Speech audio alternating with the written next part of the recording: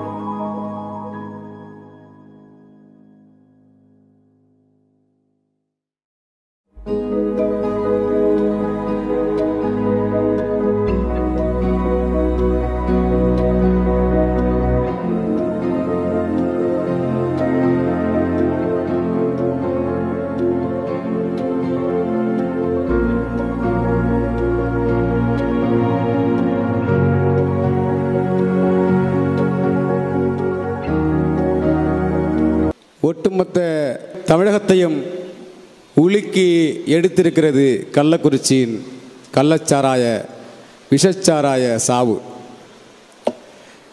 கிட்டத்தட்ட 67 குடும்பங்கள் கடைசியில் கடைகோடியில் இருக்கின்ற மிக அன்றாடம் காட்சிகளாக அன்னன்றைக்கு கூலிக்கு போனாதான் அவனுடைய பிழைப்பு. கிட்டத்தட்ட 67 குடும்பங்கள் இன்று நிற்கதியாக யாருமற்ற அனாதையாக இந்த கருணாபுரத்தில் ஒப்பேரி கோலமாக காட்சியளித்து கொண்டிருக்கின்றது. 66 குடும்பங்கள் இன்று அனாதையாக்கப்பட்டிருக்கிறது. குழந்தைகள் பசியோடு துடித்து கொண்டிருக்கின்றார்கள். 67 தகப்பனை இழந்து தவித்து கொண்டிருக்கிற பிள்ளைகள். 60க்கும் மேற்பட்ட பெண்கள் தாலி அறுத்து அங்கு கணவனை இழந்து கதறிக்கொண்டிருக்கிறார்கள். அது சம்பந்தமாக பேசுவதற்காகத்தான் சட்டமன்றம் இருக்கிறது. சட்டமன்றத்தை நாடி பேசுவதற்கு மாண்புமிகு அண்ணன் எடப்பாடியார் அவர்கள் தலைமையில் கேட்கிற பொழுது குண்டுக்கட்டாக தூக்கி வெளியே வீசுகிறார்கள் இந்த விடியா திமுக அரசாங்கம்.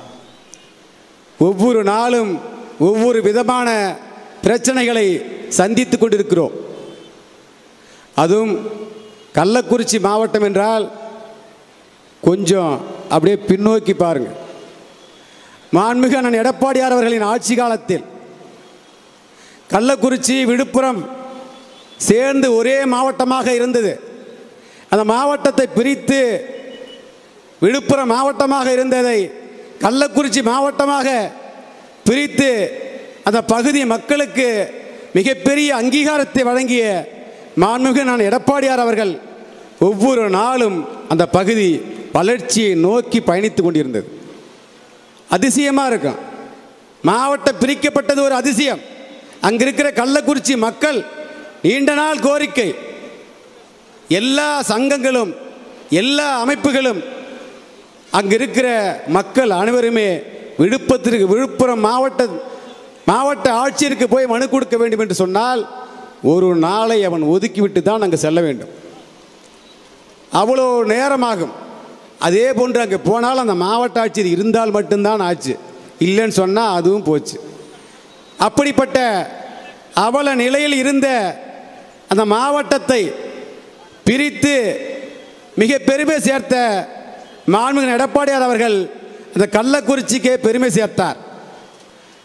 பெருமை சேர்த்தார் என்று நினைப்பதற்கு உள்ளாகவே அந்த பகுதிக்கு மாவட்ட மருத்துவமனையை கொடுத்து இன்னும் ஒரு மிகப்பெரிய சந்தோஷத்தை வழங்கினார். மாவட்ட மருத்துவக் கல்லூரி, அரசு கலைக்கல்லூரி, இப்படி எண்ணற்ற கல்லூரிகளை வழங்கினார். அதே போல மாவட்ட ஆட்சியர் அலுவலகம், இப்படி ஒவ்வொரு நாளும் ஒவ்வொரு அறிவிப்பாக வந்து அந்த மாவட்டத்தை வளர்ச்சி பாதைக்கு ஒவ்வொரு நாளும் கொண்டு சென்று கொண்டே இருந்தது. ஆட்சி மாற்றம் ஏற்பட்ட பிறகு அன்பு தோழர்களே, நாங்கள் காண்பது எல்லாம் வெறும் ஒப்பாரி கோலம்தான். ஒவ்வொரு நாளும் அங்கு அழுகுரல் தான். ஒவ்வொரு நாளும் கஞ்சாவும் கள்ளச்சாராயம் அந்த பகுதி முழுக்க ஆக்கிரமித்து எடுத்துக் கொண்டிருக்கிறது. ஒட்டுமொத்த கூலி தொழிலாளிகள் அத்தனை பேரும் குடித்து மாண்டு போகிற அவல நிலை ஏற்பட்டு கொண்டிருக்கிறது. இதை தடுத்து நிறுத்துங்கள் என்று ஒவ்வொரு முறையும் மாவட்ட ஆட்சியர்களிடம் மாவட்ட காவல்துறை கண்காணிப்பாளர் இடத்திலேயும் நான் கூறியிருக்கிறேன், உரையாற்றியிருக்கிறேன், பேசியிருக்கிறேன். ஆனால் ஒரு முறை கூட அவர்கள் காது கொடுத்து ஒரு முறை கேட்டது கிடையாது. எதிர்க்கட்சி எம்எல்ஏ என்றால் அவன் அப்படித்தான் கத்துவான், அவன் அப்படித்தான் பேசுவான். அதை காதில் பெருசாக எடுத்துக்கொள்ளாதீர்கள். மக்கள் சுபிட்சமாகத்தான் இருக்கிறார்கள், அங்கே யாருக்கும் எந்த பிரச்சனையும் இல்லை என்று அந்த மாவட்டத்தைச் சேர்ந்த திமுக மாவட்ட செயலாளர் அந்த மாவட்ட ஆட்சியரிடத்திலே சொல்லுவான். இதுதான் வழக்கமாக அங்கே நடந்து கொண்டிருக்கும். எப்பொழுதுமே எந்த இடத்துலையுமே ஒரு சட்டமன்ற உறுப்பினராக ஒரு அங்கீகாரத்தை கூட ஒரு அதிகாரி ஒரு பய கூட கண்டுக்க மாட்டான். தீண்டத்தகாத மாதிரி தான் நடத்துவான். இவன் சொல்றான் சமூக நீதி காத்த கட்சின்னு சொல்றான். சமூக நீதி அங்க நான் பட்டியலத்தை சார்ந்த ஒரு தாழ்த்தப்பட்ட சமூகத்தை சார்ந்த சத்துணவு சமையல்காரியின் மகனாக நான் என்னை இந்த அண்ணன் எடப்பாடியார் அவர்கள் சட்டமன்ற உறுப்பினராக தேர்ந்தெடுத்தார். ஆனால் ஒரு துளி அங்கீகாரம் கூட அங்க ஒருவனும் எனக்கு கொடுப்பது கிடையாது. இப்ப சொல்றான் எல்லா ஊடகங்களும் அந்த யூடியூப்ல உட்காந்து பேசுறான். அங்க இருக்கிற சட்டமன்ற உறுப்பினர் என்ன செய்தார்? லூசுங்களா, நீங்கள் போய் அங்கே உள்ளபடியே நல்ல ஆட்கள்கிட்ட அங்கே இருக்கிற நடுநிலையாளர்கிட்ட போய் கேளுங்க சட்டமன்ற உறுப்பினர் என்ன செய்தார் என்று. அங்கே இருக்கிற இடத்துல கள்ளூசியில் கேட்டுட்டு அப்புறம் பிடுங்க நீங்கள் என்னென்ன பேசுங்கன்றது. இங்கே 4 பேர் ஃபோன் போட்டு கேட்டு அங்கே என்ன நடக்குது, இங்கே என்ன நடக்குது, எத்தனை பேர் செத்தான், எத்தனை பேர் ஊருக்கு போராடுறான் கேட்டுக்கிட்டு இங்கே யூடியூப்புக்கு முன்னால் பேசுறது செய்தி அல்ல. மிகப்பெரிய வழியோடு நான் இந்த இடத்துல பதிவு செய்கிறேன். உள்ளபடியே மனசாட்சியோடு பதிவு செய்யுங்கள். கள்ளச்சாராயத்தில் மெத்தனால் கலந்த அந்த வேதிப்பொருளை அறிந்துவிட்டு ஒவ்வொருத்தரும் துடி கொண்டு செத்து கொண்டிருக்கிறார்கள். உள்ளபடியே இந்த ஆட்சி கண்டும் காணாமல் நடந்து கொண்டிருக்கிறது. இதை நீங்கள் பார்த்து ஊடகம் மூலியமாக வெளிப்படுத்த வேண்டும் என்று ஊடகத்தில் தெரிவித்த பிறகுதான் அடுத்த 1/4 மணி நேரத்திற்குள்ளாக ஒட்டுமொத்த இந்தியாவுமே திரும்பி பார்க்குது. தமிழகத்திற்கு ஒட்டுமொத்த பேரும் திரும்பி பார்க்கிறார்கள். அப்பொழுது அண்ணன் எடப்பாடியார் அவர்கள் அண்ணன் விஜயபாஸ்கரன் தொடர்பு கொண்டு உடனடியாக நாங்கள் அங்கே வருகிறோம் என்று சொல்கிறார். நான் சொல்கிறேன், அண்ணா சட்டமன்ற ஏற்பு நடந்துகிட்டு இருக்கு, நான் வரணுமான்னு கேட்குறேன். இல்லை தம்பி, நானே அங்கே வரேன்னு சொல்லிட்டு அந்த 20ஆம் தேதி சட்டமன்றம் நான் போகவில்லை என்றாலும் பரவாயில்லை என்று காலையிலே வர்றாங்க. 10 மணிக்கெல்லாம் அங்கே வந்துடுறார். வந்துட்டு நேரடியாக அங்கு இருக்கிற மக்களை சந்தித்து ஒவ்வொரு பகுதியாக சென்று ஆறுதல் கூறிக்கொண்டிருக்கிறார். உள்ளபடியே சொல்றேன், கருணாபுரத்தில் அந்த பகுதி 3 பகுதி இருக்குது. கோட்டைவெடி என்கிற பகுதி, கருணாபுரம் என்கிற பகுதி, காட்டு நாய்க்கர்கள் வசிக்கிற என்ற பகுதி, 3 பகுதியும் அவர் அனுமன் எடப்பாடி அவர்கள் சுற்றி வந்து கொண்டிருக்கிறார். 10 சபத்துக்கு மேலே மாலை அணித்து போடுவதற்கு உள்ளார மழை சோடு பெஞ்சிட்டு இருக்கு. அண்ணன் அவர்களின் உதவியாளர்கள் உடைய கொடை எடுத்து வராங்க, தூக்கிட்டு போங்கப்பா அப்படின்ட்டார். மழையில் நனைந்து கொண்டே மாவட்ட அங்கே இருக்கிற அண்ணன் CV சண்முகன் அவர்களும் அண்ணன் குமரகுருவன் அவர்களும் அண்ணன் விஜயபாஸ்கர் உள்ளிட்ட அனைத்து பேருமே அண்ணன் அவர்கள் புரட்சி தமிழ் அவர் பின்தொடர்ந்து அத்தனை பேரும் அங்கே இருக்கிற ஒவ்வொரு பாடியாக ஒவ்வொரு சபத்துக்கும் நாங்கள் மாலை அளித்துக் கொண்டிருக்கிறோம். கிட்டத்தட்ட உள்ளபடியே யோசிச்சு பாருங்க, 22 சடலங்களை ஒரே இடத்தில் எரியூட்டுகிற ஒரு அவல நிலை, ஒரு சூழல் இந்த அரசாங்கம் ஏற்படுத்தியிருக்குதுன்னு சொன்னால் அங்கே நினைத்து பார்க்க வேண்டும். எவ்வளவு வேதனையான ஒரு செயல் அந்த செயல். இலங்கையில் தமிழீழம் படுகொலை செய்து கொண்டிருக்க போதுதான் ஒட்டுமொத்த தமிழகமும் ஒப்பாரி வச்சு அழுது இங்கே நாம் எல்லாம் கண்ணீர் சிந்தி கதறினோம். அதே போன்று கள்ளக்குறிச்சியிலையும் இதே பகுதியில் தமிழ்நாட்டில் என் கடைக்கோடி இருக்கிற அந்த கடைசி பக்கத்தில் அங்கேயும் இதே போல மக்கள் அவன் எல்லாமே அன்றாட காட்சிகள். ஒவ்வொரு நாளும் அந்த பகுதிக்கு வேலைக்கு போகணும். அங்கே இருக்கிற நகராட்சி பகுதியில் துப்புரவு பணியாளர்கள் வேலை செய்கிறீர்கள், அங்கே இருக்கிற பெயிண்ட் கடைக்கு பெயிண்டராக வேலை செய்கிறீர்கள், கொத்தனாராக வேலை செய்கிறவங்க, மூட்டத்துக்குறவர்கள், இப்படி கடநிலையிலே இருக்கிற கடநிலை ஊழியர்கள் தான் இன்று தாலி அறுக்கப்பட்ட நிலையில் முண்டமாக காட்சியளித்துக் கொண்டிருக்கிறார்கள். இந்த கனிமொழி அம்மா அவர்கள் சொன்னார்களே, அண்ணன் அவர்களின் ஆட்சியில் வெறும் பெண்கள் எல்லாம் இள விதவைகள் இந்த காட்சி தருகிற ஆட்சியாக நடைபெற்றுக் கொண்டிருக்கிறது சொன்னார்களே. மாண்புமிகு அம்மையார் அவர்களே, இப்பொழுது எங்கள் பகுதிக்கு நீங்கள் வாருங்கள், அவர்கள் எல்லாம் என்ன நிலையில் இருக்கிறார் என்று நீங்களும் உங்கள் அண்ணனை வந்து பாருங்க, அங்கே என்ன நடக்குதுன்னு சொல்லிட்டு. நீங்களே வீட்டிலே உட்காந்துக்கிட்டு மீடியாவை சந்திக்கிறதுல மாண்புமிகு அண்ணன் எடப்பாடி அவர்கள் முதலமைச்சராக இருக்கிற பொழுதும் ஒவ்வொரு நாளும் இந்த மீடியாக்களை சந்தித்து அன்றாட நிகழ்வுகளை தெரிவித்துக் கொண்டிருந்தார். இப்ப உனக்கு தெம்பு திராணி இருந்தா நீ மீடியா சந்திச்சு பார்ப்போம். இதே முதலமைச்சர் ஸ்டாலின் அவர்களே, நீங்கள் இந்த ஊடகத்தை சந்தித்து அவர்கள் கேட்கிற கேள்விகளுக்கு உண்மையாக உள்ளார்ந்து நெஞ்சில் தில்லுச்சுனா நீ சொல்லு பார்ப்போம். அது நடக்கிற நிகழ்வுகள் என்னன்றதை வெளிப்படைத்தன்மையாக நீங்கள் அறிவிக்க வைக்கின்றோம். 29ஆம் தேதி 29/3 தூத்துக்குடி சம்பவம் கலவரம் அந்த இறப்பு நடக்கிற பொழுது மாண்புமிகு எடப்பாடி அவர்களிடத்தில் சொல்கிறேன் நான், அண்ணா எங்கள் ஊரில் இந்த மாதிரியான ஒரு பெரிய இழப்புனா அங்கே எல்லாம் கள்ளச்சாராயம் குடித்து கஞ்சா குடித்து மிகப்பெரிய பேரிழப்பாக நடந்துக்கிட்டு இருக்குதுன்னா அப்படின்னு சொல்கிறேன். சொல்லும்போதே தம்பி இதை கவன ஈர்ப்பு கொண்டுட்டு சொல்கிறாரு. மாண்புமிகு அண்ணன் எடப்பாடி அவர்கள் கையெழுத்திட்டு அதை கவன ஈர்ப்புக்கு நான் அளிக்கிறேன், மாண்பு பேரவைத் தலைவர்களிடத்தில் அளிக்கிறேன். அவர் அது பார்க்குறேன்னு சொன்னார், அவ்வளோதான். ஆனால் அதை ஒரு கொஞ்சம் இது கூட அதை ஒரு விவாதத்துக்காவது எடுத்திருந்தால் கூட இன்றைக்கு 60 பேருக்கு மேலே அங்கே ஒரு மிகப்பெரிய உயிரிழப்பு ஏற்பட்டிருக்காது. அங்கே இருக்கிற எல்லா மக்களையும் என்னுடைய ஃபோன் நம்பர் இருக்கு, என்னோட செல் நம்பர் இருக்கு, அத்தனை பேர்த்திட்டுமே எங்கேயுமே போய் நேரடியாக களத்தில் நின்று வேலை செய்கிற ஆள் நான். எனக்கு பின்னால் 4 பேரை நடக்க விட்டுக்கிட்டு தலைவர் வராரு வைவுன்னு சொல்லி போகிறாள் பைத்தியக்கார போயில. நான் அங்கே மக்கள் பணி ஆட்டத்துக்கு போயிருக்கிறேன். அண்ணன் என்ன துப்புரவு பணி வேலை செய்யணாங்க, மக்கள் பணி செய்யணும். கேட்கும்போது சொல்லுவார், தம்பி ஊருக்கு போறியா, அங்கே இருக்கிற மக்கள்கிட்ட போறியா, குறிப்பாக காலனி பகுதி போயா, எல்லாத்தையும் கேட்பார். ஒவ்வொரு முறையும் விசாரிப்பார். இல்லைனா என் மாவட்ட சார் அங்கே என்ன ரிவிட் அடிச்சுவார், நீ என்ன தம்பி பண்ணிட்டு இருக்கிறாங்கன்னு சொல்லி. அதே போல் கண்ணும் கருத்துமாக நாங்கள் என்ன வேலை செய்கிறோன்னு சொல்லிட்டு அங்கே எங்களுக்கு முன்னால் எங்களை பார்க்குறவங்க எங்கள் தலைமை அப்படி பண்பட்டு அறம் சார்ந்து பயணிக்க வேண்டும். ஒரு தீய பழக்கத்தும் அடி பணியக்கூடாது, எங்கேயும் தலையிடக்கூடாதுன்னு ரொம்ப கவனமாக வளர்த்து எடுத்து கொண்டிருக்கிறார்கள் எங்கள் தலைமை. எங்களை உள்ளபடியே சொல்கிறேன், மனமேந்து அங்கே இருக்கிற ஒவ்வொரு நிகழ்வுகளும் ஒவ்வொரு நாளும் மிகப்பெரிய ஒப்பாரி கோலமாக அங்கே இருக்குது. இது மாவட்ட ஆட்சியர் மாற்றிட்டாலோ இல்லை எஸ்பியை மாற்றிட்டாலோ அது பிரச்சனை தீரும் என்று இல்லை. மீண்டும் அங்கே இருக்கிற ஆட்சி மாற்றம், இங்கே இருக்கிற ஸ்டாலின் ஆட்சி மாறுகிற வரை ஒருபொழுதும் அங்கே விடியாது, ஒரு மாற்றமும் ஏற்படாது. ஒரே வழி, இந்த ஸ்டாலின் பதவி விலக வேண்டும், ஆட்சி மாற்றம் ஏற்பட வேண்டும், சிபிஐ விசாரணை வேண்டும் என்று கேட்டுக்கொண்டு வாய்ப்புக்கு நன்றி கூறி விடைபெறுகிறேன். நன்றி, வணக்கம். இன்னும் சொல்ல போனால் நியாயம் கேட்கின்ற, ஒரு நீதி கேட்கக்கூடிய, அநீதிக்கு எதிராக குரல் கொடுக்கக்கூடிய ஒரே இயக்கம் தமிழகத்திலே அனைத்து இந்திய அண்ணா திராவிட முன்னேற்ற கழகம் என்பதை நிரூபிக்கக்கூடிய வகையில் களத்தில் 19ஆம் தேதி கள்ளச்சாராய மரணம் ஏற்படுகின்றது என்ற செய்தி கேட்ட உடனே அன்றைக்கு இரவே முடிவு செய்து அடுத்த நாள் அதிகாலையிலே கிளம்பக்கூடிய ஒரு எதிர்க்கட்சி தலைவர் என்று சொன்னால், இன்றைக்கு கள்ளக்குறிச்சியை இந்தியாவே உற்று நோக்குகிறது என்று சொன்னால் களத்திலே நின்ற ஒரே தலைவர் தமிழகத்திலே அண்ணன் எடப்பாடியார் தான். நீங்கள் எண்ணி பார்க்க வேண்டும். அண்ணன் எடப்பாடியார் அவர்கள் களத்திற்கு சென்றதற்கு பின்னால் தான் அத்துணை கட்சிகளும் முதல் நாள் இந்த தொலைக்காட்சியுடைய அறம் என்னவென்று தெரியுமா? கள்ளக்குறிச்சி சம்பவம் என்று தொலைக்காட்சியிலே தலைப்புச் செய்தி வருகிறது. எடப்பாடியார் கள்ளக்குறிச்சியிலே கால் வைத்ததற்கு பிறகுதான் கள்ளக்குறிச்சியில் கள்ளச்சாராய மரணம் என்ற செய்தியே தொலைக்காட்சியில் வருகிறது. அந்த அளவிற்கு வலிமை வாய்ந்த தலைவர் மரியாதைக்குரிய அண்ணன் எடப்பாடியார். இதை எதற்காக சொல்லுறேன் என்று சொன்னால், ஏன் இந்த அறப்போராட்டம் என்று சொன்னால், இன்றைக்கு கள்ளச்சாராயத்தாலே பலியானவர்கள் ஒரு சிலர், கள்ளச்சாராயம் அறிந்தவர்களுக்கு சரியாக சிகிச்சை அளிக்காத காரணத்தால் ஒட்டுமொத்தமாக தான் இன்னைக்கு 62ஆக கூடியிருக்கிறது. அன்றைக்கே அண்ணன் எடப்பாடியார் அழுத்தமாக சொல்லுகிறார், சரியான சிகிச்சை வேண்டும், மேல் சிகிச்சைக்கு அவர்களை நீங்கள் ரெஃபர் செய்ய வேண்டும், அல்லது உயர் மருத்துவர்களை இங்கு வரவழைத்தாக வேண்டும். இந்த கள்ளக்குறிச்சியை மாவட்டமாக்கியது அண்ணன் எடப்பாடியார் அவர்கள். கள்ளக்குறிச்சியை மாவட்டமாக்கி மருத்துவக் கல்லூரியை கொடுத்தவர் அண்ணன் எடப்பாடியார் அவர்கள்.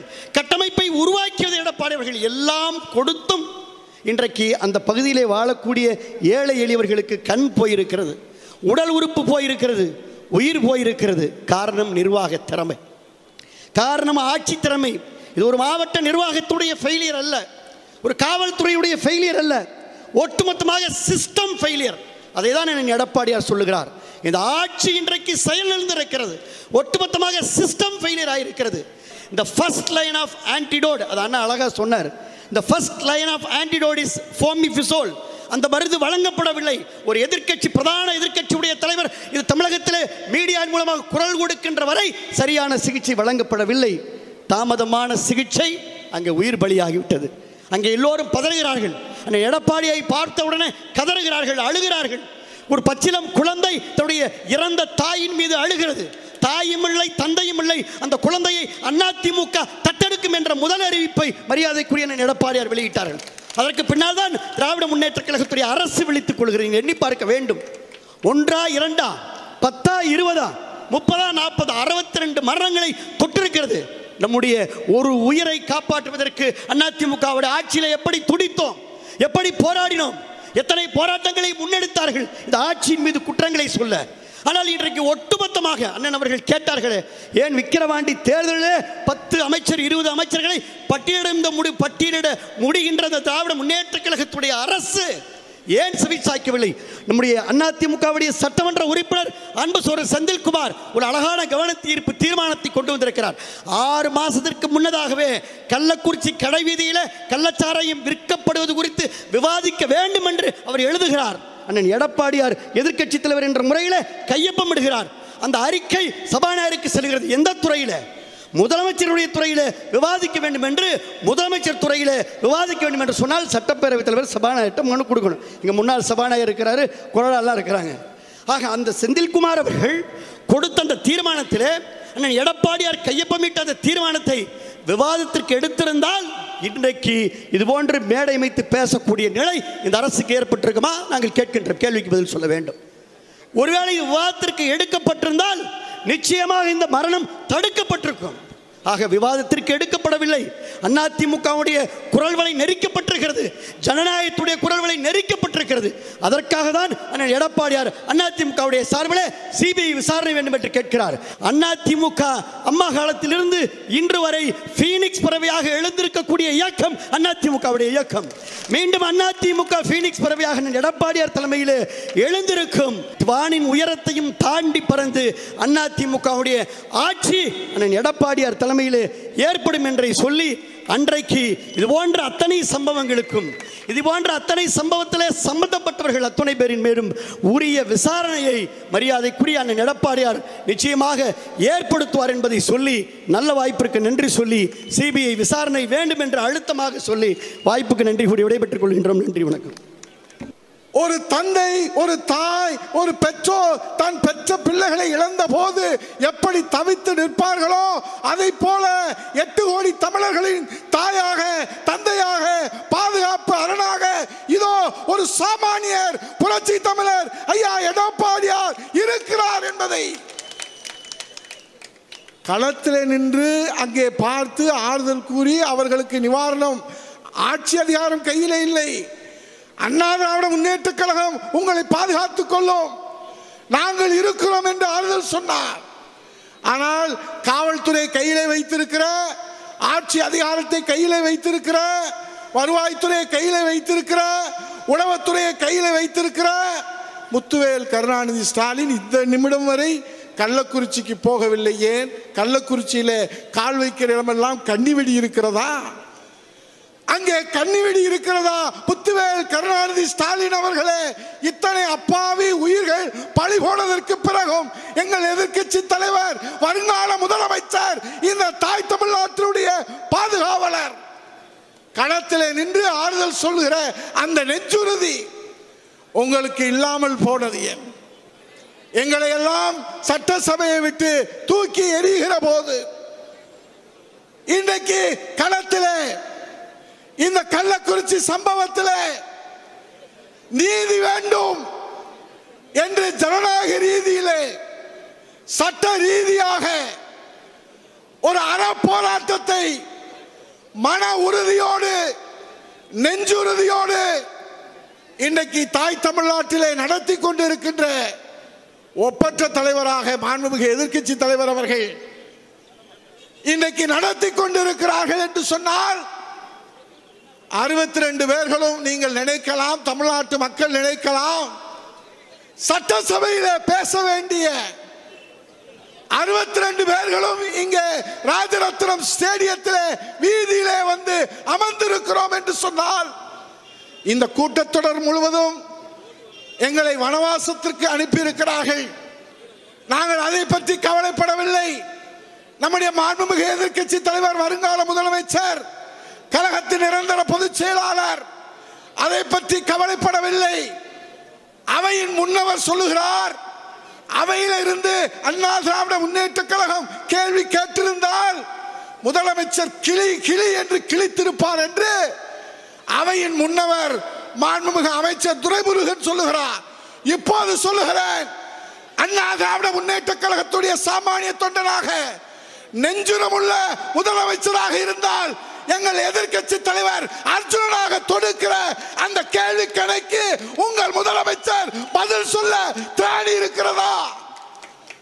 ஒவ்வொரு காவல்துறை, உள்துறை மானிய கோரிக்கையின் போது பரீட்சைக்கு செல்லுகிற மாணவனை போல ஆதாரங்களை எடுத்துக்கொண்டு தமிழ்நாட்டு மக்களுடைய ஜீவாதார பிரச்சனை, உயிர் பிரச்சனை, வாழ்வாதார பிரச்சனை, நான் சொல்லுகிறேன், இந்த கொரோனா காலம் மருந்தில்லை, எப்படி பரவுகிறது என்று யாருக்கும் தெரியாது. ஒவ்வொருவரும் ஒவ்வொரு கருத்தை சொல்லுகிறார். ஆனால் எடப்பாடியார் என்ன செய்தார் தெரியுமா? அன்றைக்கு 32 வருவாய் மாவட்டங்களுக்கும் இந்த தாய் தமிழ்நாட்டு மக்களுக்கு நான் முதலமைச்சராக இருக்கிறேன், நான் தான் பாதுகாப்பு அரண் என்று சொல்லி 32 வருவாய் மாவட்டங்களுக்கும் சென்று அந்த மக்களை நேரிலே சந்தித்து என் உயிர் எனக்கு முக்கியமல்ல, இந்த தாய் தமிழ்நாட்டு மக்களின் உயிர் தான் முக்கியம் என்று நிரூபித்து காட்டிய தலைவர். கூப்புற தூரத்தில் தான் இருக்கிற கள்ளக்குறிச்சி.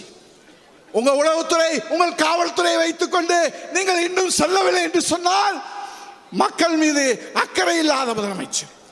ஆகவேதான் சட்டசபையில ஜனநாயகம் செத்துவிட்டது. சட்டசபையில ஜனநாயகம் செத்துவிட்டது. சட்டசபையில ஜனநாயகம் குழி தோண்டி புதைக்கப்பட்டிருக்கிறது. அதற்காகத்தான் வருங்கால முதலமைச்சர் மாண்புமிகு எதிர்க்கட்சி தலைவர் இன்றைக்கு மக்கள் மன்றத்தில் உண்ணாநோன்பு அற போராட்டத்தை உங்கள் மத்தியிலே நடத்தி கொண்டிருக்கிறார். ஆகவே எந்த விதியில நீங்கள் பேசுகிறீர்கள் என்று கேட்கிறீர்களே மாண்புமிகு பேரவைத் தலைவர் அவர்களே, நீங்கள் தமிழ்நாட்டினுடைய மக்களின் தலைவிதி உங்களை வைத்துக் கொண்டு நாங்கள் சட்டசபையிலே பேச வேண்டியது இருக்கிறோம். ஆகவே தமிழ்நாட்டுடைய தலைவிதியை மாற்றுகிற உண்ணாநோன்பு அற போராட்டம் இந்த ராஜரத்னம் ஸ்டேடியத்திலே நெருப்பாற்றலே நீந்தி மக்கள் படி ஆற்றுகிற எளியவர் தூயவர் பண்பாளர். எல்லோருக்கும் எடப்பாடியாரை எப்படி பிடிக்கிறது? எளிமையாக யதார்த்தத்தை பேசுகிறார், உண்மையை பேசுகிறார், சத்தியத்தை பேசுகிறார். அதனால் எல்லோரும் உச்சரிக்கிறார்கள், எடப்பாடியார் தான் எங்களை காப்பாற்ற முடியும். இங்கே ஆட்சி அதிகாரம் அவரிடத்தில் இல்லை என்றாலும் மனித நேயம் இருக்கிற தலைவர் நம்முடைய புரட்சி தமிழர் ஐயா எடப்பாடியார் அவர்தான் எங்களை காப்பாற்ற முடியும் என்று இந்த மக்கள் தீர்மானித்து விட்டார்கள். ஆகவே விதியை சொல்லி ஜனநாயகத்தை குழி தோண்டி புதைத்திருக்கிற மாண்புமிகு பேரவைத் தலைவர்களே, முத்துவேல் கருணாநிதி ஸ்டாலின் தூண்டுதலால் எங்களை தூக்கி எறிந்திருக்கிறீர்கள். விதிகள் மாறும், உங்கள் தலைவிதியை இந்த தமிழ்நாட்டு மக்கள் எழுதுவார்கள் என்று சொல்லி சிபிஐ கோரிக்கை எங்கள் புரட்சி தமிழர் ஐயா எடப்பாடியார் வைத்திருக்கிறார்கள். சிபிஐ விசாரணை நீங்கள் நடத்த வேண்டும். இல்லை என்று சொன்னால் நீங்கள் ராஜினாமா செய்ய வேண்டும். இல்லை என்று சொன்னால் மக்கள் உங்களை தூக்கி எறிவார்கள். இதற்கெல்லாம் என்ன தீர்வு? ஒரே தீர்வு, முத்துவேல் கருணாநிதி ஸ்டாலின் வீட்டுக்கு போக வேண்டும், எடப்பாடியார் கோட்டைக்கு போக வேண்டும் என்று சொல்லி நன்றி கூறி மாண்புமிகு எதிர்க்கட்சி தலைவர் அவர்களை வணங்கி விடைபெறுகிறேன். நன்றி, வணக்கம். இன்னைக்கு கவனஈர்ப்பு தீர்மானம் எல்லாத்துக்கும் கொடுப்போம். விதி 55, விதி 56 ஒத்திவைப்பு தீர்மானம் இன்றைக்கு சட்டத்திலே விதிமுறையில் இடம் இருக்கிறது. அந்த அடிப்படையில் தான் அவர் கேட்கிறார். ஆனால் இன்றைக்கு அவர் பேசவே விடவில்லை. இன்றைக்கு கேள்வி பதில் எல்லா பிரச்சனையும் இவர் அந்த எந்த கேள்வி கேட்டாலும் நீங்கள் செய்ய போகிறதில்லை. எத்தனையோ கேள்வி கேட்டாச்சு, ஒரு கேள்விக்கு நீங்கள் பதில் தரப்போதில்ல, திட்டம் நடைபெற போகிறதில்லை. ஆனால் இன்றைக்கு அந்த மரணத்துக்கு எதனால் அங்கே சாராயம் விற்கப்பட்டது, கள்ளச்சாரம், அதை ஏன் தடுக்கவில்லை என்று இதுக்கு முன்னால் விழுப்புரம் மாவட்டத்தில் உங்களுக்கு தெரியும், இதே மாதிரி பிரச்சனை வரும்போது அண்ணன் எடப்பாடி அவர் நேராக போன சட்டமன்றத்தில் பேசியிருக்காரு. அப்போ தடுக்கலை. நம்முடைய சட்டமன்ற உறுப்பினர் எதிர்க்கட்சி தலைவர் உத்தரவின் பேரில் கவனஈர்ப்பு தீர்மானம் அவர் கையெழுத்து கொடுத்திருக்கார். அதுக்கு நடவடிக்கை எடுத்திருந்தால் கண்டிப்பாக இது நடந்திருக்காது. நடவடிக்கைன்னா என்ன? அந்த துறை அமைச்சருக்கு போகும், முதலமைச்சர் துணை அந்த அமைச்சர் துறை அமைச்சர், அப்போ அது எடுக்கலை, சபாநாயகர் அது செய்யலை. ஆகவே இன்றைக்கு அது யார் பேசுகிறாரு? இன்றைக்கு சட்டமன்றத்தில் எதிர்க்கட்சி தலைவராக எதிர்க்கட்சியாக இருந்து கேள்வி கேட்கக்கூடிய ஒரே தலைவர் எடப்பாடியார் மட்டும்தான், அதிமுக மட்டும்தான். இன்றைக்கு ஒரே ஒரு உதாரணம் மட்டும் சொல்கிறேன். பொள்ளாச்சியில் அந்த பாலியல் பிரச்சனை பெருசு பண்ணாங்க அண்ணன் முதலமைச்சராக இருக்கும்போது. அப்போ சட்டப்பேரவை துணைத் தலைவராக பொள்ளாச்சி ஜெயராமன் இருக்கார். இன்னைக்கு இவர் மேலே இவர் மகன் மேலே அப்பண்டமாக சொன்னாங்க. இந்த பிரச்சனையை வெளிக்கொண்டு பெட்டிஷன் கொடுத்ததே அவர் தான். அன்னைக்கு முதலமைச்சர் யார்? எடப்பாடியார் இருந்தார். யார் தவறு செய்தாலும் நடவடிக்கை எடுக்கப்பட்டு அன்னைக்கு கைது செய்தார். அதுக்கு மேலே எல்லாரும் சிபிஐ வேணும், ஏன்னா சட்டப்பேரவை துணைத் தலைவர் அபாண்டம் பாருங்க. உடனடியாக சிபிஐ உத்தரவிட்டது என்ன? எடப்பாடியார் அவர் தான் உத்தரவிட்டிருக்கார். இன்னைக்கு என்ன பண்ணியிருக்கணும்? இன்னைக்கு முதலமைச்சர் உடனடியாக இந்த பிரச்சனை, திமுக சட்டமன்ற உறுப்பினர் இருக்காங்க, அப்படி உறுப்பினர்கள் கவுன்சிலர் இருக்காங்க, எல்லா பிரச்சனையும் வருது, உடனடியாக சிபிஐ உத்தரவிட்டிருக்கணும்ல. எங்களுடைய முதலமைச்சராக இருந்தால் எடப்பாடியாருக்கு உத்தரவிட்டார். முன்னுதாரணம் இருக்கு. ஏன்னா எங்களுக்கு வழியில் பலம் அருமையான சட்ட ஒழுங்கு பிரச்சனை, இந்த மாதிரி பிரச்சனை வந்திருக்குமா, கள்ளச்சாரை பிரச்சனை. எங்களுடைய மின்சாரத்துறை அமைச்சர் தங்கமணி அவர்கள் துறை பார்த்தார், ஏதாவது பிரச்சனை வெளியே வந்துதான். இன்னைக்கு எங்களுடைய முதலமைச்சருடைய வழியாடல் எடப்பாடி வழியாடல் மேலே எந்த பிரச்சனையும் வரல. அந்த துறை இருந்தே தெரியாமல் போயிட்டு இன்னைக்கு எப்படி இருக்குது அந்த துறை. ஆகவே இன்னைக்கு பார்த்தீங்கன்னா இன்றைக்கு எதா இருந்தாலும் சட்ட ஒழுங்கு புறத்துறை அம்மா போலவே சிறப்பாக 4.5 ஆண்டுகள் எடப்பாடியார் நிறுவித்தார். இன்னைக்கு சட்ட ஒழுங்கு சரியில்லை, எங்க பார்த்தாலும் கஞ்சா விற்கிறாங்க, திமுக சம்பந்தமா இருக்கு. இதுக்கு தான் சிபிஐ விசாரணை கேட்கும். சிபிஐ விசாரணைக்கு உடனே உத்தரவிட வேண்டும். நாடாளுமன்றத்தில் மட்டுமல்ல, நாங்க 91 வெற்றியை பார்த்துட்டோம். ஒன்னே ஒண்ணுதான் திமுக ஜெயிச்சது. 96 தோல்வியும் பார்த்துட்டோம். அதுக்கு பின்னால் 2001 வெற்றியை பார்த்துட்டோம். 2011 மிகப்பெரிய வெற்றி பார்த்துட்டோம். எல்லாம் 2016 தொடர் வெற்றியை பார்த்துட்டோம். ஆகவால் அண்ணா திமுக தொண்டர்கள் கண்டிப்பாக ஓய மாட்டார்கள், சோர்வடைய மாட்டார்கள். 2026 கண்டிப்பாக எடப்பாடி தலைமையில் அதிமுக ஆட்சிக்கு வரும். இந்த பிரச்சனைக்கெல்லாம் முடிவு காலம் வரும் என்று சொல்லி சிபிஐ விசாரணை உடனடியாக இந்த அரசே உத்தரவிட வேண்டும். இல்லாட்டி கண்டிப்பாக நீதியரசர் நிலைநாட்டுவார்கள் என்று கூறி இந்த அற்புதமான இந்த ஏற்பாட்டை செய்த சம்பந்தப்பட்ட மாவட்ட கழக செயலாளர்களுக்கும் நம்முடைய தலைமை கழகத்துடைய பொறுப்பாளர் உட்பட அத்தனை பேருக்கும் நெஞ்சார்ந்த மனமார்ந்த நன்றி. அதே போல சட்டமன்ற உறுப்பினர்கள் அத்தனை பேருக்கும், நமது பொதுச்செயலாளர் உத்தரவு கிணங்க இங்கே வந்திருக்கக்கூடிய அத்தனை தொண்டர்கள், தோழர்கள், பொறுப்பாளர்கள் அத்தனை பேருக்கும் நெஞ்சார்ந்த மனமார்ந்த நன்றி. வணக்கம். இன்றைக்கு வெளியார் திமுக முதலமைச்சர் திரு ஸ்டாலின் தலைமையில் அமைக்கப்பட்ட திராவிட மாடல் ஆட்சி என்று சொல்லிக் கொண்டிருக்கின்ற ஆட்சியில் ஏற்பட்ட அவலங்களால் இன்றைக்கு கள்ளக்குறிச்சி கண்ணீரிலே மறிந்து கொண்டிருக்கின்றது.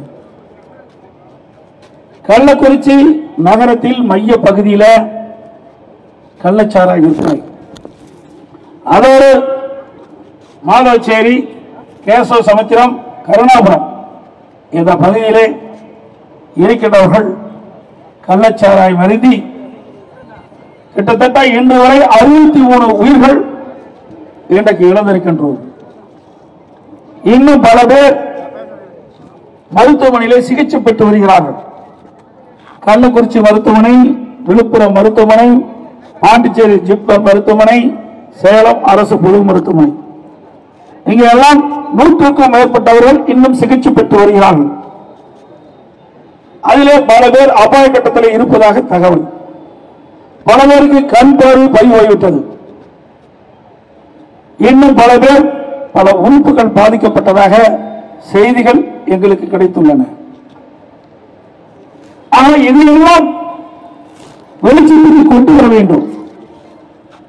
பிரதான எதிர்க்கட்சி என்ற முறையிலே அனைத்து இந்திய அண்ணா திராவிட முன்னேற்ற கழகம் பாதிக்கப்பட்டவுடன் உடனடியாக நான் கள்ளக்குறிச்சிக்கு சென்று மருத்துவமனையிலே பாதிக்கப்பட்டவர்களுக்கு ஆறுதல் சொல்லிவிட்டு இந்த கள்ளச்சாராயம் குடித்து மரணம் அடைந்தவருடைய உடலுக்கு நேரடியாக சென்று அஞ்சலி செலுத்தினோம். இதையெல்லாம் சட்டமன்றத்தில் அரசுடைய கவனத்திற்கு கொண்டு வர வேண்டும் என்ற அடிப்படையிலே தான் அறவழியிலே விதிகளுக்கு உட்பட்டு பிரதான கட்சியான அனைத்து இந்திய அண்ணா திராவிட முன்னேற்ற கழகம் சட்டமன்றத்திலே பேசுவதற்கு வாய்ப்பை கேட்டோம். ஆனால் சட்டப்பேரவைத் தலைவர் எங்களை அனுமதிக்கவில்லை.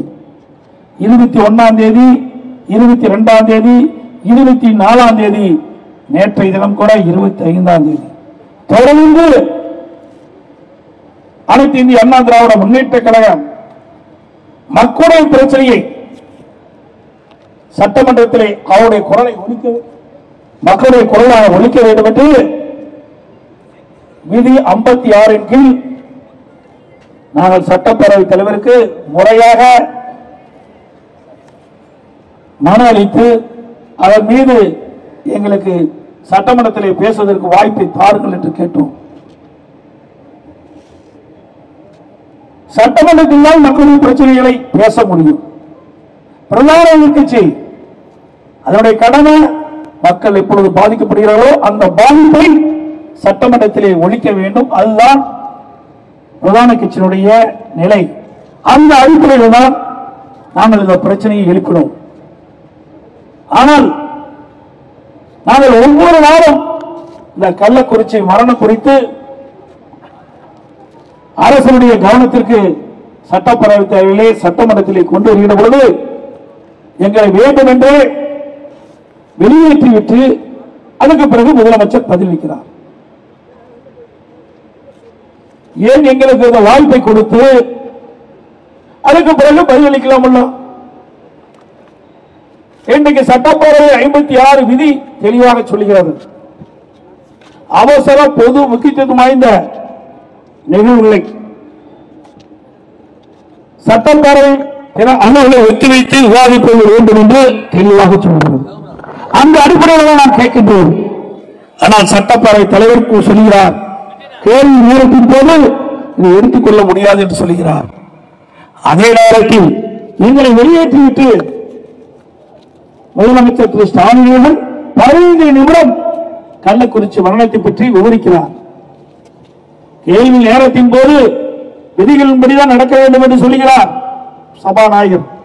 மறுபடிதான் சட்டமன்றம் நடத்தப்படும் என்று சொல்கிறார் கேள்வி நேரத்தின் போது. ஆனால் எதிர்க்கட்சி விதிகள் அடிப்படையில் பேசுவதற்கு வாய்ப்பளித்தால் மறுக்கப்பட்டு விதிகளுக்கும் மரபணுக்கும் மாறாக ஆளுங்கட்சி சேர்ந்த முதலமைச்சர் கேள்வி நேரத்தின் போது 15 நிமிடம் எடுத்துக்கொண்டு பதில் சொல்கிறார். இது எந்த விதத்தில் ஆகும்? ஆளுங்கட்சிக்கு ஒரு நியாயம், எதிர்கட்சிக்கு ஒரு நியாயமா? இதுதான் நீதியா? ஒரு நல்ல அரசாங்கத்திற்கு அழகு எதிர்கட்சி பேசவிட்டு அதில் என்னென்ன பிரச்சனை என்று ஆராய்ந்து ஆய்வு செய்து அதை தீர்த்து வைத்தால் ஒரு நல்ல அரசுக்கு அடையாளம். ஆனால் இந்த விடியா திமுக அரசு 3 ஆண்டு காலத்திலே சட்டமன்றத்தில் பேசுவதற்கு வாய்ப்பே கிடையாது.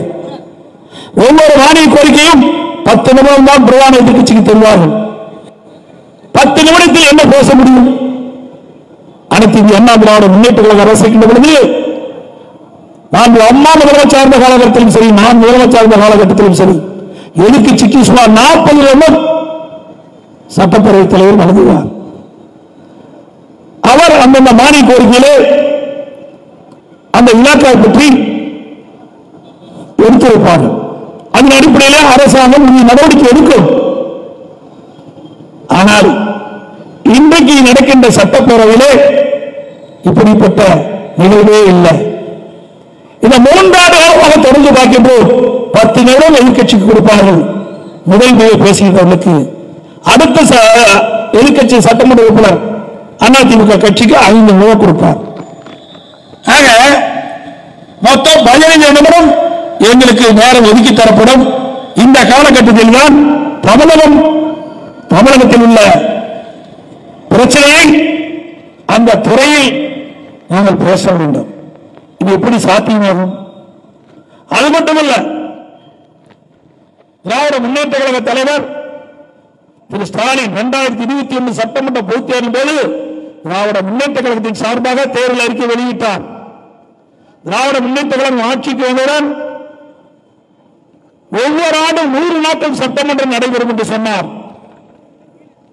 இன்றைக்கு நிலை என்ன? 5 ஆண்டுகள் விடியா திமுக ஆட்சி இருந்தாலும் 100 நாட்கள் சட்டமன்றம் நடைபெறாது.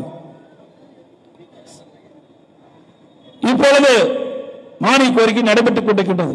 ஒரு வாரமாக 20ஆம் தேதி அவை ஒத்திவைத்தார்கள். சட்டமன்ற உறுப்பினர் இருந்ததன் காரணமாக அவருக்கு இரங்கல் தெரிவிக்கின்ற விதமாக சட்டமன்றம் அன்றைய தினம் இரங்கல் தெரிவித்து ஒத்திவைக்கப்பட்டது. அதுக்கு பிறகு பாருங்கள், 21ஆம் தேதியிலிருந்து 29ஆம் தேதி வரை 29ஆம் தேதி முதலமைச்சருடைய பதிலுரை. ஆக சுமார் 7 நாட்கள் தான் சட்டமன்றம் நடக்குது. இந்த 7 நாட்களில் பல துறைகள் மானிய கோரிக்கை நிறைவேற்றப்பட வேண்டும். ஒரு நாளைக்கு 5 மானிய கோரிக்கை எடுத்து விவாதிக்க வேண்டும் என்று சொன்னால் எப்படி இருக்கும் என்பதை நீங்கள் எண்ணி பார்க்க வேண்டும். நாட்டு மக்கள் ஊடகத்தின் வாயிலாக, பத்திரிகையின் வாயிலாக வெளிப்படுத்துகிறீர்கள். ஒரு பிரதான எதிர்கட்சி மற்ற எதிர்கட்சிகள் ஒரு நாளைக்கு 5 மானிய கோரிக்கையிலே எப்படி பேச முடியும்? அது 10 நிமிடம் 5 நிமிடம் ஒதுக்கின்றார்கள். அதிலே ஒவ்வொரு துறையினுடைய செயல்பாடுகளை எப்படி இந்த அரசுடைய கவனத்துக்கு கொண்டு வந்து மக்களுடைய பிரச்சனை தீர்க்க முடியும்? ஆக விடியா திமுக அரசு சம்பிரதாயத்திற்காக இந்த மானிய கோரிக்கை நடத்தி கொண்டிருக்கிறார் என்பதையும் நேரத்தில் தெரிவித்துக் கொள்கின்றேன். அது மட்டுமல்ல, 18/6/2024 அன்று முதலிலே 3 பேர் பாதிக்கப்படுகிறார்கள். கள்ளச்சாராயம் குடித்து 3 பேர் பாதிக்கப்படுகிறார்கள். அப்பொழுதே மாவட்ட ஆட்சித்தலைவர் அடுத்த நாள் ஒரு பேட்டி கொடுக்கிறார். கள்ளச்சாராயம் அருந்தி 3 பேர் இறந்து விட்டார்கள். 19ஆம் தேதி பேட்டி கொடுக்கிறார். எனக்கு முன்னாலே என்னுடைய தலைமை கழக நிர்வாகிகள், அமைச்சர்கள், முன்னாள் அமைச்சர்கள், சட்டமன்ற குறிப்பிட்டது போல அந்த பேட்டி கொடுக்கின்ற பொழுது ஒரு பக்கம் சட்டமன்ற உறுப்பினர், மறுபக்கம் மாவட்ட காவல்துறை கண்காணிப்பாளர், மத்தியிலே மாவட்ட ஆட்சித்தலைவர் தெரிவிக்கிறார். இந்த 3 பேர் இறப்பு, ஒருவர் வயிற்று வலியின் காரணமாக வயிற்றுப்போக்கு ஏற்பட்டு இருந்ததாகவும், மற்றொருவர் வயது முதிர்ந்த காரணத்தினால் இருந்ததாகவும், மற்றொரு வலிப்பு இருந்ததாகவும் குறிப்பிடுகிறார். கள்ளச்சாராயம் குறித்து இறக்கவில்லை என்று மாவட்ட ஆட்சித்தலைவர் பகிரங்கமாக ஊடகத்தின் வாயிலாக, பத்திரிகையின் வாயிலாக தெரிவிக்கின்றார். இந்த செய்தியை நீங்கள் தவறாக வெளியிட்டால் நடவடிக்கை எடுப்போம் என்று சொல்கிறார். இந்த வதந்தியை நம்ப வேண்டாம் என்று மாவட்ட ஆட்சித்தலைவரே பேட்டியிலே சொல்கிறார். இதனால் கள்ளச்சாராயம் குடித்தவர்கள் மருத்துவமனைக்கு செல்லவில்லை. மாவட்ட ஆட்சித்தலைவருடைய செய்தி கேட்டு, செய்தி ஊடகத்தின் வாயிலாக செய்தி வெளியிட்டார். அதை கேட்டு கள்ளச்சாராயம் குடித்தவர்கள் மருத்துவமனைக்கு செல்லவில்லை. அதோடு இந்த 3 பேர் இறப்புக்கு துக்கம் விசாரிக்க வந்தார்கள் பல பேர். அவர்கள் மாவட்ட ஆட்சித்தலைவரே சொல்லிவிட்டாரே கள்ளச்சாராயத்தினால் இறப்பில்லை என்று. அதனால் அங்கே வந்தவர்கள் அங்கே விற்ற கள்ளச்சாராயத்தை வாங்கி குடித்து விட்டார்கள். பல பேர் நூற்றுக்கணக்கானவர்கள் குடித்து விட்டார்கள். அதனால்தான் இவ்வளவு மரணம்.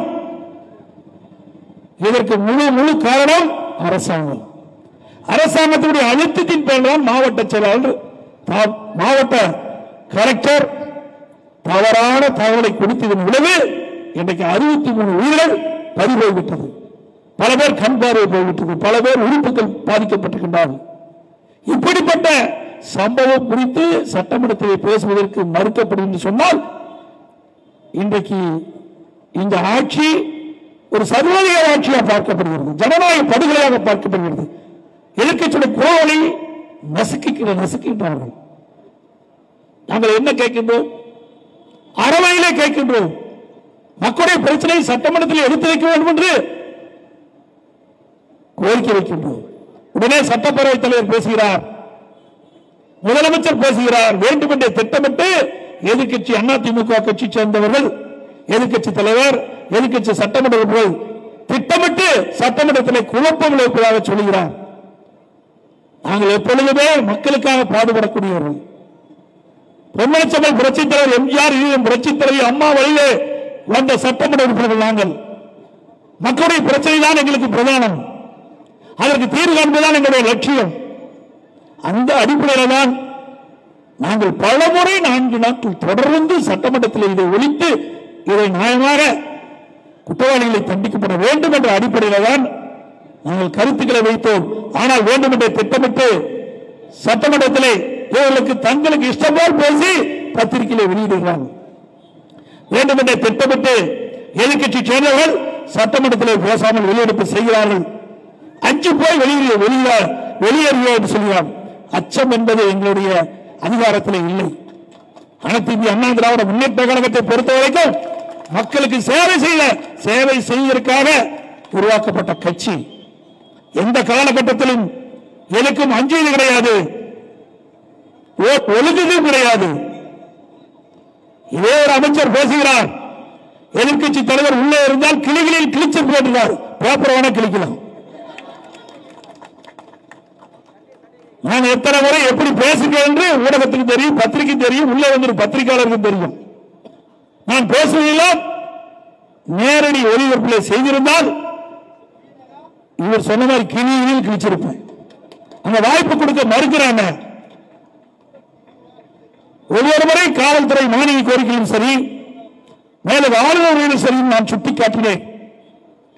தமிழகத்திலே சட்ட ஒழுங்கு அடியோடு சீர்கிட்டு விட்டது.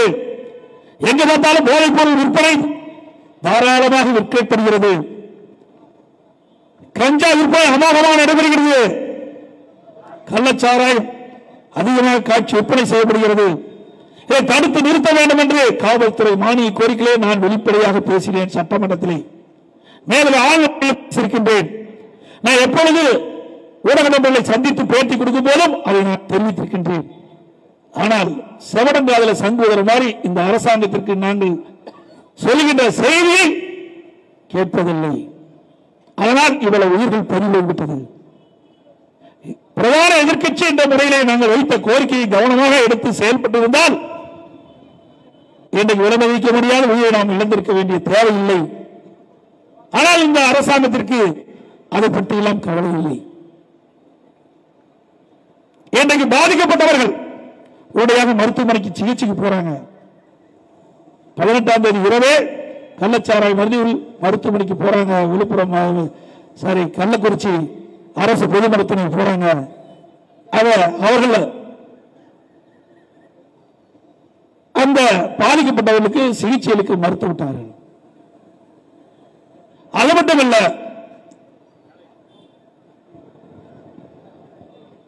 அரசாங்கம் தெரிவிப்பது மெத்தனால் கொடுத்ததனால் உயிர் இழந்து விட்டார்கள் என்று சொல்கிறார்கள். மெத்தனால் குடித்தால் இதற்கு விஷ முறிவு மருந்து ஹோமிபைசோன் என்ற இன்ஜெக்ஷன் தான் இதுக்கு விஷ முறிவு. ஆனால் அந்த மருந்து மருத்துவமனையிலே இல்லை. 18ஆம் தேதி இல்லை, 19ஆம் தேதி இல்லை. நான் போய் நேரடியாக 20ஆம் தேதி பேட்டி கொடுத்த பிறகுதான் அவசரமாக மக்கள் நல்வாழ்வுத்துறை சேர்ந்தவர்கள் எனக்கு முன்னாள் மக்கள் நல்வாழ்வுத்துறை அமைச்சர் விஜயபாஸ்கர் குறிப்பிட்டதை போல அவசரமாக பாம்பேயிலிருந்து வாங்கி அதற்கு பிறகுதான் பாதிக்கப்பட்டவர்களுக்கு இந்த மருந்தை செலுத்தி குணமடைய செய்ய முற்பட்டார்கள். அதற்கு முன்பு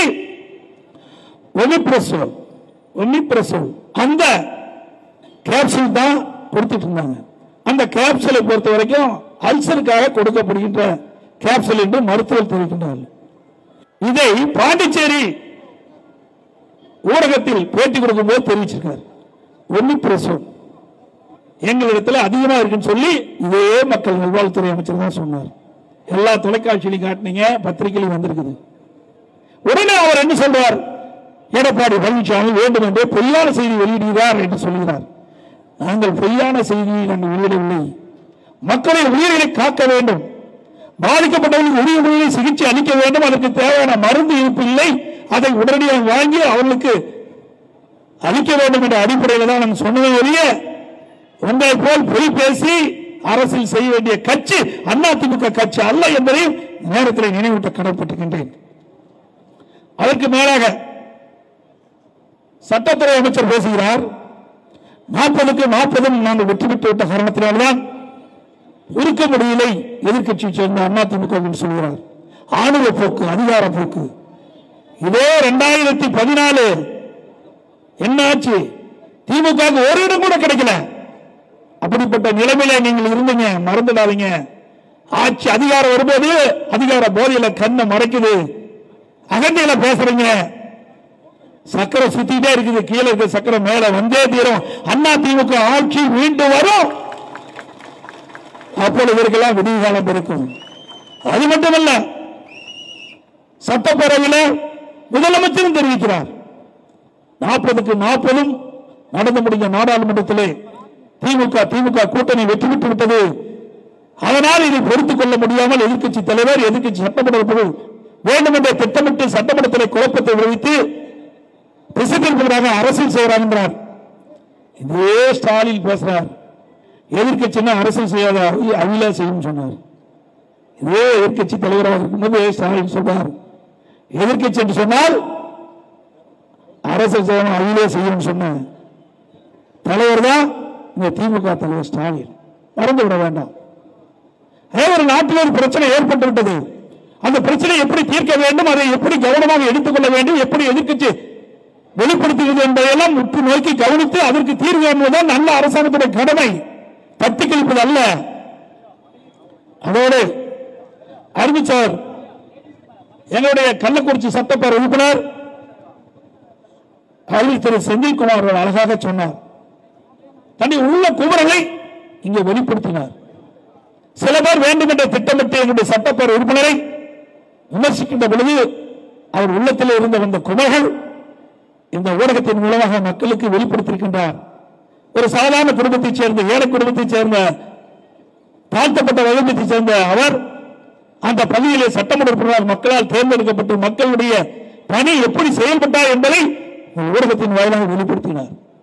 அவருடைய ஆதங்கம் எப்படி இருந்தது என்பது உங்களுக்கு வெளிப்படுத்திருக்கின்றார். உள்ளத்திலே எப்படி கொந்தளிப்பு இருக்கின்றது, எவ்வளவு அவர் உள்ளம் நொந்திருக்கிறது என்பதை எண்ணி பார்க்க வேண்டும். ஒரு சட்டப்பேரவை உறுப்பினர் மக்களால் தேர்ந்தெடுக்கப்பட்ட பிரதிநிதி யாரிடம் போய் முறையிடணுமோ அத்தனை பேரிடம் முறையிட்டு விட்டார். மாவட்ட ஆட்சித்தலைவரிடத்திலே முறையிட்டிருக்கின்றார். கள்ளக்குறிச்சி சட்டமன்ற தொகுதிக்கு உட்பட்ட பகுதியிலே பல்வேறு இடங்களிலே போதைப் பொருள் விற்பனை அமோகமாக நடைபெற்றுக் கொண்டிருக்கிறது. தடுக்க வேண்டும். கள்ளச்சாராய விற்பனை அதிகமாக இருக்கின்றது, மெத்தனால் விற்பனை அதிகமாக இருக்கின்றது. இதையெல்லாம் தடுத்து நிறுத்துங்கள். விளைவிக்க முடியாத உயிரை காப்பாற்ற வேண்டும். கெஞ்சி கெஞ்சி அவருடைய உருக்கமான பேச்சு இங்கே வெளிப்படுத்திருக்கின்றது. அது மட்டுமல்ல, இந்த சம்பவம் நடைபெறுவதற்கு ஒரு வாரத்துக்கு முன்பு மாவட்ட காவல்துறை கண்காணிப்பிடத்தில் தொலைபேசியின் மூலமாக தெரிவிக்கின்றார்.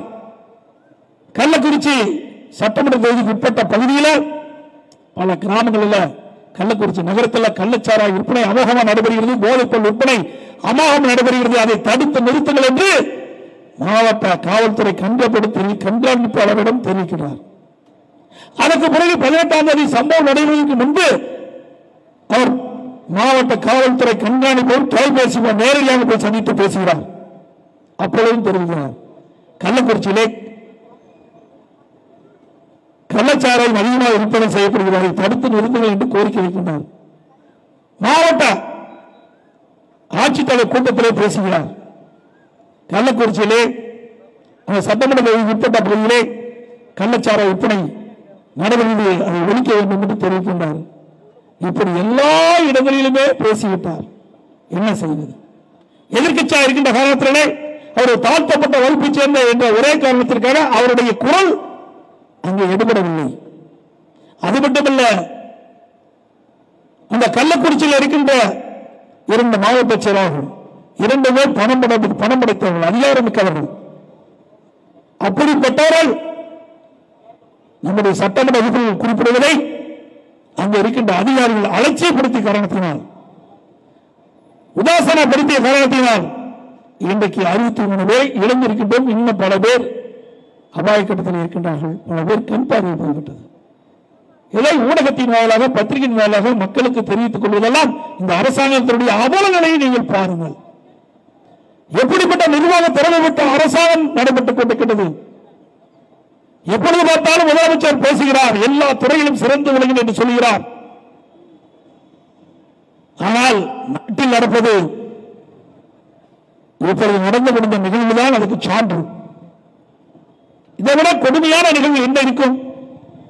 ஏற்கனவே 2023ஆம் ஆண்டு விழுப்புரம் மாவட்டம் செங்கல்பட்டு மாவட்டத்தில் 22 பேர் கள்ளச்சாராயம் குடித்து மரணம் அடைந்தார்கள். அப்போதே நாங்கள் தெரிவித்தோம், தமிழ்நாடு முழுவதும் கள்ளச்சாராயம் பிரிவுவிட்டதை தடுத்து நிறுத்தல் என்று சொன்னோம். அப்பொழுது திரு ஸ்டாலின் அவர்கள் தொலைக்காட்சியின் வாயிலாக பேட்டி கொடுத்தார். இனி கள்ளச்சாராய மரணம் இருக்காது, இரும்பு கரம் கொண்டு அடக்குவோம் என்று சொன்னார். அதற்கு பிறகுதான் இந்த கள்ளக்குறிச்சி மரணம் ஏற்பட்டிருக்கிறது என்பதை நினைவு கூற வேண்டும். அது மட்டுமல்ல, விழுப்புரம் செங்கல்பட்டு மாவட்டத்திலே கள்ளச்சாராய மரணத்திற்கு சிபிசிஐடி விசாரணை மேற்கொள்ளப்பட்டது. அதேதான் கள்ளக்குறிச்சியிலும் சிபிசிஐடி விசாரணை மேற்கொள்ளப்படும் என்று அறிவித்திருக்கின்றார். ஏற்கனவே சிபிசிஐடி விசாரிக்கப்பட்டு தோல்வியிலே முடிந்திருக்கின்றது. உண்மையிலேயே சரியான நடவடிக்கை எடுக்கப்பட்டிருந்தால் இந்த மெத்தனால் விற்பனை தடுத்து நிறுத்திருக்கலாம். ஆனால் சிபிசிஐடி இந்த வழக்கை ஒப்படைத்த காரணத்தினாலே சரியாக நடைபெறவில்லை. அது மட்டுமல்ல, இந்த கள்ளச்சாராய மரணத்திலே அரசு அதிகாரிகள் உயர் பதவியில் இருக்கின்றவர்கள் சம்பந்தப்பட்டிருக்கின்றார்கள், காவல்துறை சேர்ந்தவர்கள் சம்பந்தப்பட்டிருக்கின்றார்கள், வருவாய்த்துறை சேர்ந்தவர்கள் சம்பந்தப்பட்டிருக்கின்றார்கள், ஆளுங்கட்சி அதிகாரமிக்கவர்கள் இதில் சம்பந்தப்பட்டிருக்கின்றார்கள். இவர்களெல்லாம் மாநில அரசாங்கத்துக்கு உட்பட்டவர்கள். மாநில அரசாங்கத்துக்கு உட்பட்டு அவருடைய அதிகாரத்துக்கு உட்பட்டுதான் சிபிசிஐடி இவர்கள் எப்படி நியாயமாக இதை விசாரிப்பார்கள். அதனால்தான் சிபிஐ விசாரிக்க வேண்டும் என்று நாங்கள் கோரிக்கை வைத்தோம். இந்த அரசு அதுக்கு செய்ய முடிக்கவில்லை. ஆகவே அனைத்து இந்திய அண்ணா திராவிட முன்னேற்ற கழகத்தின் சார்பாக நாங்கள் நீதிமன்றத்தை நாடி இருக்கின்றோம். வருகிற 3ஆம் தேதி இன்றைக்கு அந்த வழக்கு ஒத்திவைக்கப்பட்டிருக்கிறது. நீதி நிலைநாட்டப்படும், நல்ல தீர்ப்பு கிடைக்கும், சிபிஐ விசாரணை நீதிமன்றத்தின் மூலமாக கிடைக்கும் என்று நம்புகிறோம். ஆக இப்படிப்பட்ட அவல ஆட்சி தமிழகத்திலே நடைபெற்றுக் கொண்டிருக்கின்றது. இதையெல்லாம் மக்களுக்கு வெளிச்சம் போட்டு காட்ட வேண்டும். நாடாளுமன்ற சட்டமன்றத்தில் எங்களுக்கு பேச வாய்ப்பு மறுக்கப்பட்ட காரணத்தினால் மக்கள் மன்றத்தை நாங்கள் சந்தித்து அறவழியிலே இந்த உண்ணாவிரத போராட்டத்தை நாங்கள் இப்படி நடத்திக் கொண்டிருக்கிறோம் என்பதை தெரிவித்துக் கொள்கிறேன்.